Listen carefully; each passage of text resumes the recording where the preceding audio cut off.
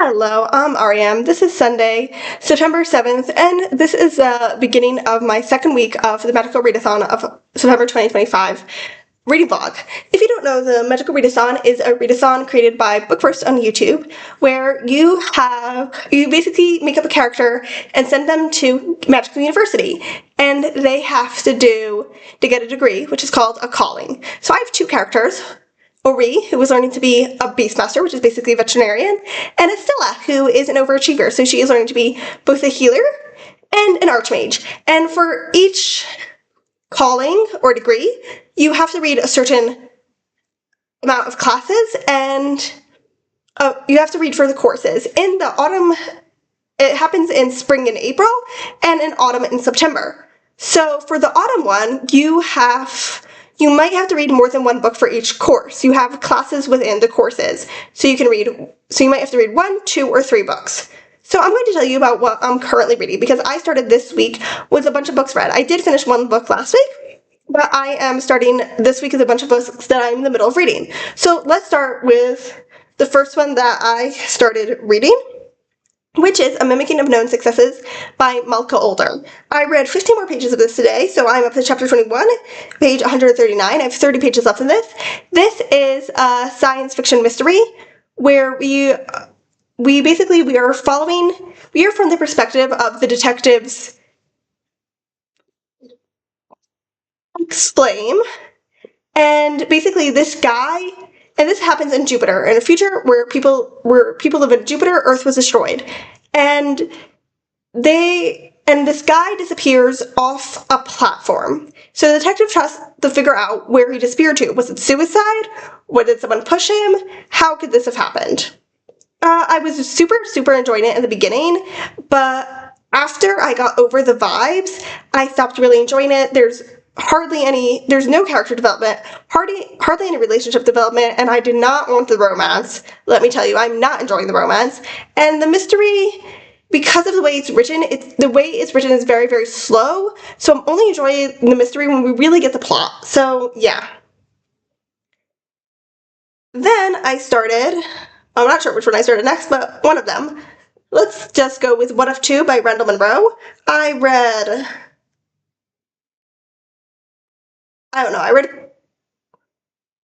read 32 pages today. I'm on page 246. This is a science non-fiction book. Randall Munroe is a former engineer who created the comics XKCD, which is basically little comics that are about science. And the What If books, which so far there are only two, What If and What If 2, which is the one I'm reading. Oh, I forgot to tell you what I'm reading for. Okay, I will tell you in a second. So basically, people send in silly questions, and he answers them sillily. And it really works, the silliness and the seriousness together, and I love his books. So, about the classes. So, the Mimicking of Known Successes is for Estella. She is taking alchemy class. This is for the first level of alchemy, which is liquid sunlight. What If 2 is also for Estella. Actually, all of these books are for Estella. This is Inscription, the first level of Inscription, which is the magic of primes, and so the Mimicking of Known Successes, the prompt was to have a sun in the cover, and What If 2, the magic of primes, the prompt is to have a prime number of letters in the title. Then I'm reading Unseen Magic. As I said, it's also for Stella. This is for the first level of her Spells and Incantation class, which is Charm Block, and you had to roll a die with 6 sides, and however many sides and whatever number came out, you had to read in between those pages. So a book with those number of pages. So I rolled a 3, so I had to read a book between 300 and 399 pages. The Unseen Magic has 342 pages. So I am 265 pages through this. I read quite a bit today, I think. Yeah, I read around 75 pages. I read 75 pages of this today. This is a book. It's a book, really. Wow. So this is a middle grade book. We follow our main character, Finn, who has anxiety, and she lives in this magical town. It's very magical. It's more to the side of magical realism. And there's this tea that she gets where she gives up a memory and then she drinks it and it takes away her anxiety for a few weeks. And when she drinks it, and then the person who is in charge of the tea, I'm really explaining this badly. Wow. The person who is in charge of the tea shop breaks her leg, has to go to the hospital. And Finn has the spare key because she was there when the person broke her leg. So she decides to sneak into the tea shop and get the tea. The problem is she doesn't know exactly how everything works, and she creates a monster made of tea. I am really enjoying this one, much more than I expected, honestly. Okay, then the next one I started is A Sorceress Comes to Call. This is actually both for Ree and Estella because we have guild book clubs where basically, so there are 4 guilds that your character can belong to. Estella belongs to House of Arcane, and Ree belongs to Order of the Crescent, and there's a book that's voted on every equinox for each guild. And the one that was voted on for Ori's guild, which is my main guild and also the only one of the 4 books I wanted to read, was The Sorceress Comes to Call by T. Kingfisher. I am also reading this for one of Estella's classes. Let me check which one. So this is for Estella's 3rd level restoration, which is Magical Rehabilitation 101. It does not sound like it should be 3rd level, but it is. And the prompt is given author a second chance. So the second chance is kind of weird in this because I read one book by T. Kingfisher, the first book I read by her, which I loved, which is What Moves the Dead. Then I loved it so much, I was like, I'm going to read every book by her. So I read Sword Heart, and I did not really like that. So I was like, I'm going to only focus on her horror and not her fantasy. And The Sorceress Comes to Call is fantasy. So I've read quite a lot of this today. I started off the day at 1 hour 40. I'm listening to the audiobook and at 15%. And now I am at 5 hours 54 minutes at 51%. So I read quite a lot of it today. I listened to quite a lot of it today. So this is supposedly a retelling of Goose Girl. You can barely tell it's there. There was like only one element that is really strongly screaming Goose Girl, and if she just changed the name of the horse, it would not be Screaming Goose Girl. But aside from that, this is basically a story. We have our main character, Cordelia. Her mother is a sorceress, and she is evil. And she is determined to marry a rich man. So she finds this rich guy to fall in love with her, and she brings Cordelia to the castle. So it's basically a story about Cordelia breaking free of the abuse, which I do enjoy, those kind of stories, but I'm kind of...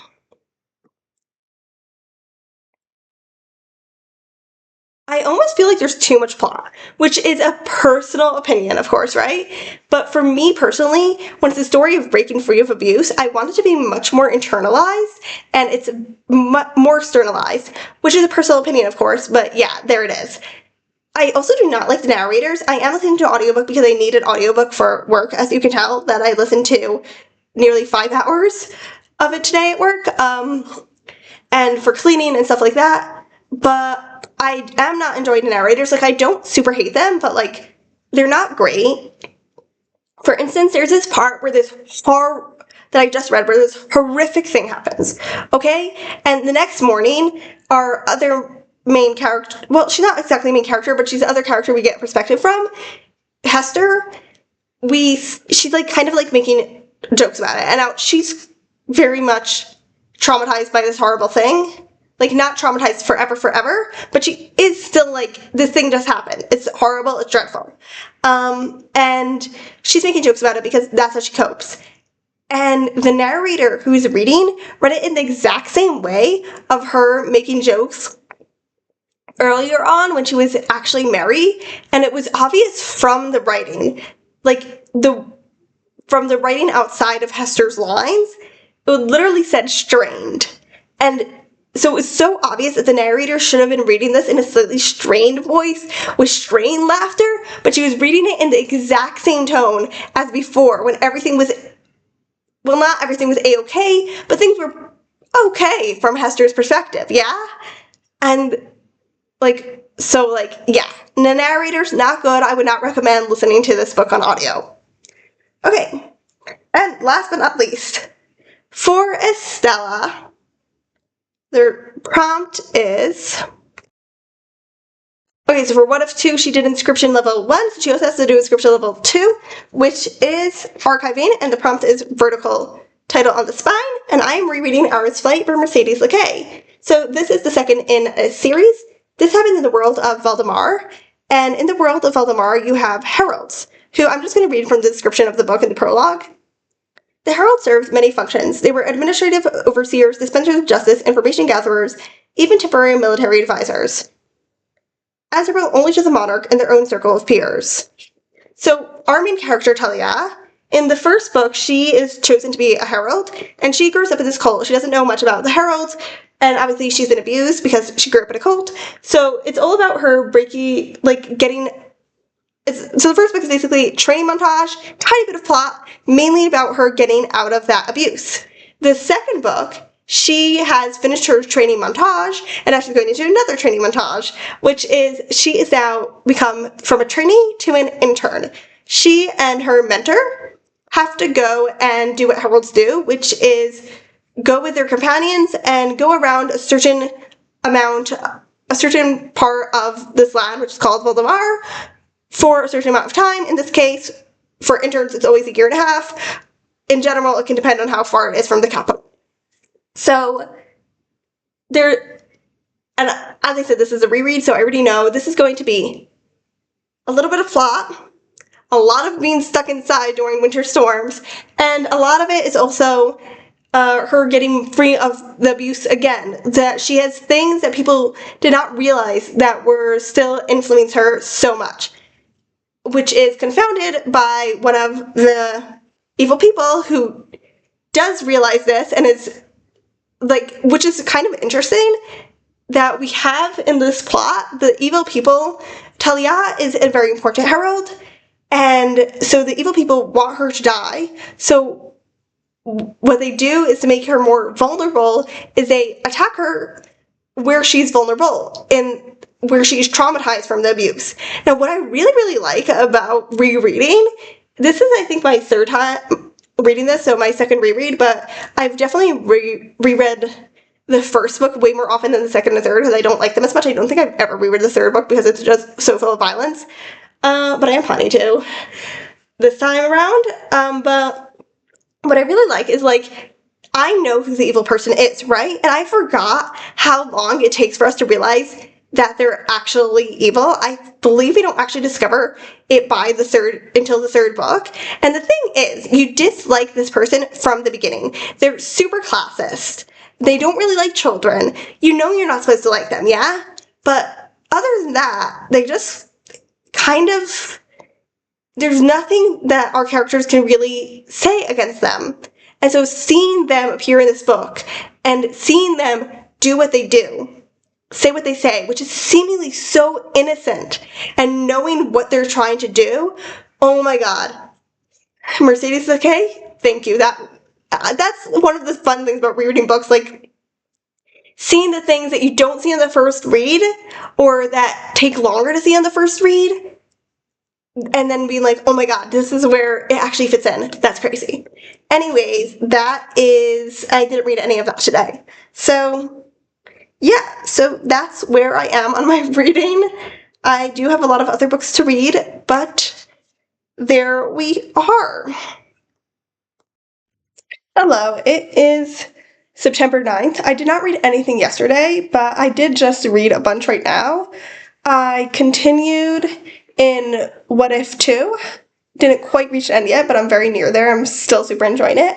And then I finished Unseen Magic by Emily Lloyd-Jones, and then I finished The Mimicking of Known Successes by Malka Older. So, The Mimicking of Known Successes by Malka Older, nothing has really changed. I finished it, but I'm definitely not continuing the series. The vibes were great at the beginning, but then I got bored.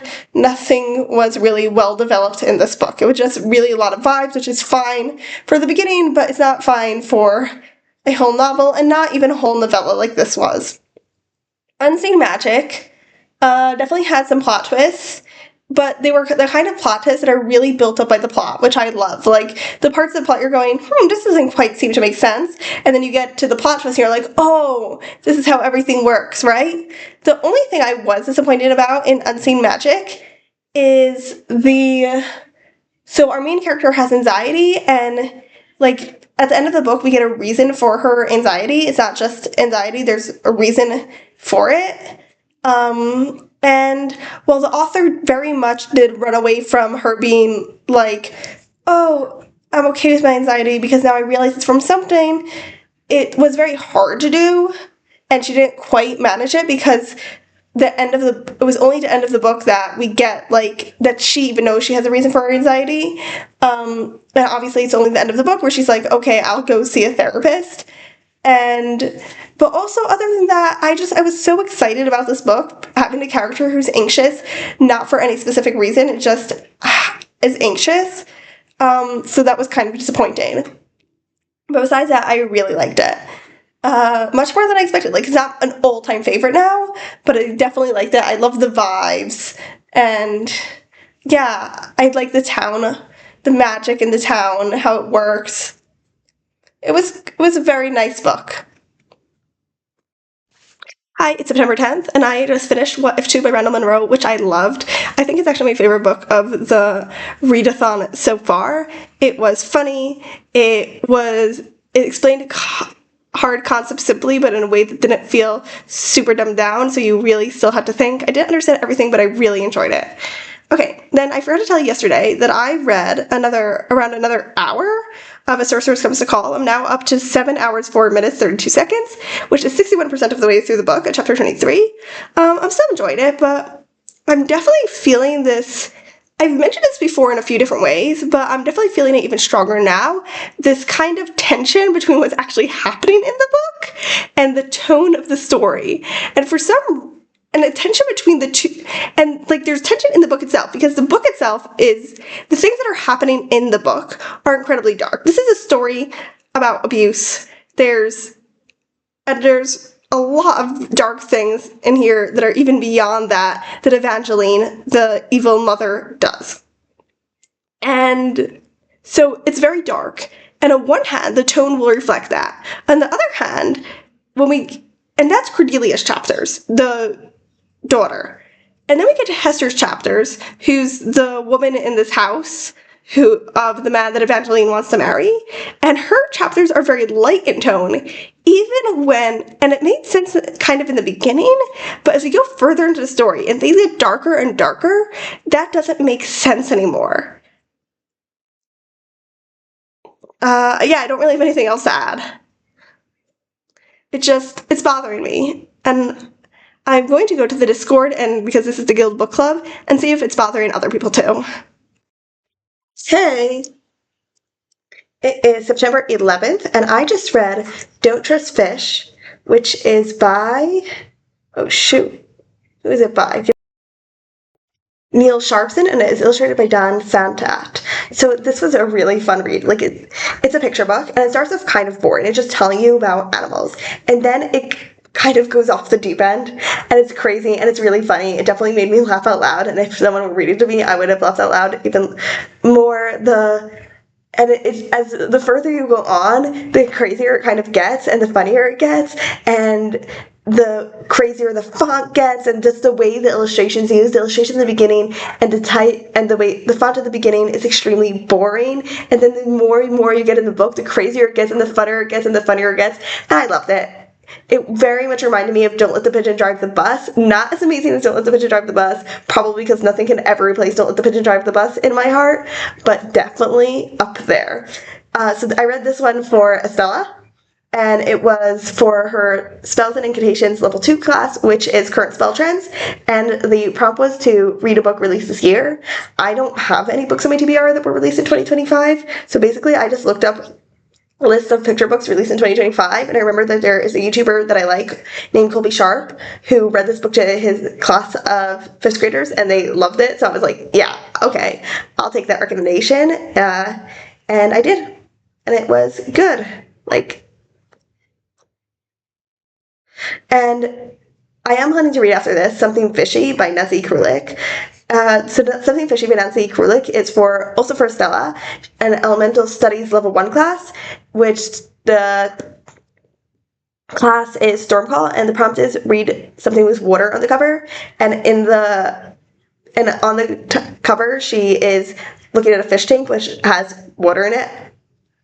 And yeah, so I just thought it would be fun to read. If I have both of these in my TBR, to read them together next to each other. Something Fishy is part of the Kitty Kazoo Switcheroo series. This is a series where we have our main character, Katie, who's nicknamed Kitty Kazoo, and she, in the first book, has a horrible day, and she wishes that she were anyone but her.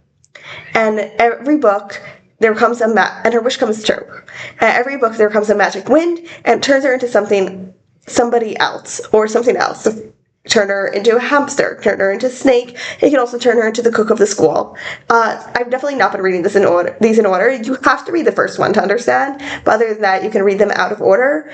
And they're not like the best books ever, but I do enjoy them, though I do wish they were a bit less, like, I wish Katie didn't get in trouble quite as much, because, like, it's not her fault she's getting in trouble, you know? Like, I haven't read the one where she's gets turned into the school cook, so I'm going to point at that one specifically because I know I can give no spoilers for it. But, like, she gets turned into the school cook, and then she messes up cooking because she's 10 years old and has barely cooked before in her life. She's probably never been allowed to use a stove on her own before because this is an American book. And then the cook gets in trouble, and she gets to fix it, obviously, because she does not want the cook to get in trouble. So sometimes it's, like, a little too stressful, you know what I mean? But anyways, yeah. Hey, it is September 12th, and I have two things to update you on. One I actually forgot to update you on, because on Wednesday, 2 days ago, I read The Search Part 1 by Jean Lewin Young. This is a comic trilogy that is a continuation to a different comic trilogy that is a continuation to the TV series Avatar: The Last Airbender. But when I say it's a continuation to the last comic series, it isn't really.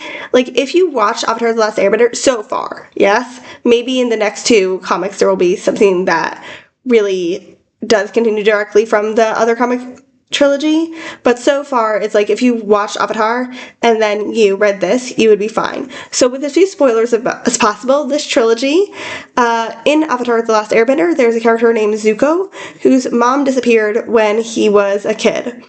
And in this trilogy, they go to search for his mom. And this is the one I really, really wanted to read, and the one I read the last trilogy for.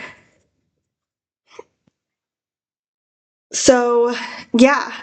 Because I always was like, that was like the one question that wasn't answered in the show that I really, really wanted to know. So, this comic is actually kind of divided into two. So, we're following Zuko and the other people in the main story who are searching for his mom.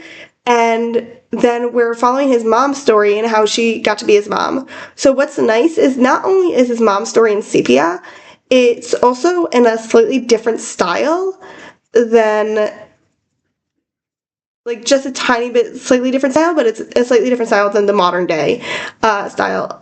Besides that, it did feel like a lot was happening in the story, but overall it was good.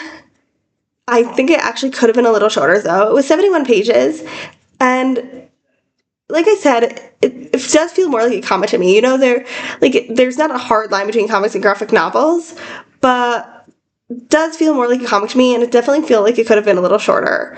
I mean, I guess it's good that it's longer, because then people will have to pay less for it. The library I'm taking it out of has to pay less for it, you know, because it's not they don't have to pay for multiple books or multiple issues. Yes, but it does feel a little long. It did feel a little long to me. The last ones didn't, actually, so no, it was just this book. And other than that, yeah, I'm really enjoying it. I don't really have anything else to say. But the other book I read, it's last night, I read Something Fishy by Nancy Krulik, the one I was telling you about, the Kitty Kazoo book. And yeah, I enjoyed it. However, the switcheroo part where she's turns into something else was like it was only a tiny bit in the book. So on one hand, it's good because nobody got into trouble because of what happened, but on the other hand, it was like the whole point of this book is her switching into something. It was very obvious at one point what she would switch into and what would happen. So, like, funnily enough, even though I enjoyed the book overall, that was like the part of the book that I didn't enjoy, the switcheroo part. But it was actually I really did like the book overall. It was a fun little book, and we had the B plot with her friend Suzanne. She has a best friend Suzanne, and there's basically always a B plot with her best friend Suzanne. And I did end up liking it more than I thought, like, because Katie did do some introspection. Okay, hello. It is September 13th, the last day of the week. And yesterday on Friday, I did read Goodnight, Mr. Clutterbuck by Mary Kunas. This was for my character Ori for his Restoration Level 2, for which the class was Continental Remedies, and the prompt was randomize 5 countries with a random country generator, choose one, and read a book by an author from that country. So one of the countries I generated was Finland, and that was the one I chose. And I read Goodnight, Mr. Clutterbuck by written and illustrated by Mary Kunas. This was a picture book about this goat this is fully populated by animals world, and it's a goat who goes sleepwalking. It was very funny, and I loved the way that everything added up. It was very much a classic picture book in the way that the plot worked, but it was like in a good way. And on one hand, I found the pictures fun because you had like the activity of you always have to find the gerbil and this bird that has a mouth full of spoons. But on the other hand, the pictures were incredibly cluttered. I feel like the way that this could have been done better if the book had been longer in pages, like keeping the text the same, but the book had no longer pages, and there had been like one picture for each page, because there were often multiple incidents on a page, so there were multiple pictures for that, and the pictures themselves were already super cluttered, and then you have multiple cluttered pictures on the same page, and honestly, I was just feeling overwhelmed by it. Like, maybe it's just me, but I was feeling overwhelmed by it, and I actually often found myself just reading the words without looking at the pictures, which is quite unusual for me. Then, today, I finished Hour's Flight by Mercedes Laquet. I was nearly halfway through last Shabbos, and I finished it. As I said, this was a reread for me, and I think I actually enjoyed it more. I remembered them being trapped in the cabin as being like super long and taking over the whole book and like just giving me dread. I read faster now than when I was 14, so it didn't feel as long. And then there is the character Chris, who is Talia's mentor in this book. And I don't like him. And when I say I don't like him, I mean I don't like him as a person. Okay? He is a good person, but he is incredibly annoying. He is just so annoying. And he's also a horrible teacher. And it says in this book, like, he was supposed to be a teacher, and then a few stuff happened, and he ended up not being a teacher, and, like, oh my god, thank god, right? Like, he is horrible at teaching. He has no idea how to build up a student's self-esteem without totally breaking it down first. And the thing is, this is recognized in the book. Like, the character is not badly written. Like, it is recognized in the book that he is condescending and vain and bad at being a teacher. So I have no problem with his character as it is written. He is incredibly annoying to read about. Like, I've seen it said that, like, the fatal flaw that a character can have is that they're annoying to read about. And honestly, I don't know if that's really true, but yeah, I don't love that he's so much in this book. I do appreciate, now that I'm older, Talia's relationship with him more, in the sense of their romantic, non-romantic relationship. Because something that I've been looking for as I get older is people writing deep friendships without making them romantic and clearly showing the difference in how the character has a romantic relationship. And listen, Talia still does not have a romantic relationship in this book. It is only in the third book that she has a romantic relationship with the character that she has a romantic relationship with. But in this book, it is very clear that despite their friendship is just that. a deep friendship, and it's not romantic. So I did really like that. I did, yeah, I don't know. I don't have anything really. So that's all. So let's actually just go over all the books I read, because I did not finish one book. I'm sorry, that's wrong. I finished one book in the first week of the readathon, and then because I was reading so many books, I finished a bunch of books in this week of the readathon, plus another book that isn't even connected to the readathon. But let's go over all the books I read. And I'm just going to give them star ratings so we can move quickly. So, The Mimicking of Known Successes by Melka Older, 2.5 out of 5. Unseen Magic by Emily Lloyd Jones, 3.5 out of 5. What If 2 by Randall Munroe, 5 out of 5. What else did I read? The Search Part 2 by Jean Luen Yang. Well, actually, let's say Unseen Magic by Emily Lloyd Jones is 4 out of 5, so The Search by Jean Luen Yang will also be 4 out of 5. Don't Trust Fish by...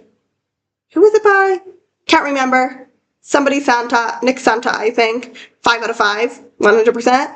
Goodnight, Mr. Clutterbuck by Mauri Kunas, 4 out of 5. And Our Slight by Mercedes Lakay, 4.5 out of 5. And I do believe that is all. That's the end of this vlog. Hopefully I will be doing another one next week. I knew I was forgetting something. Something Fishy by Nancy Krulik I also read, and I'll also give that one a 4 out of 5.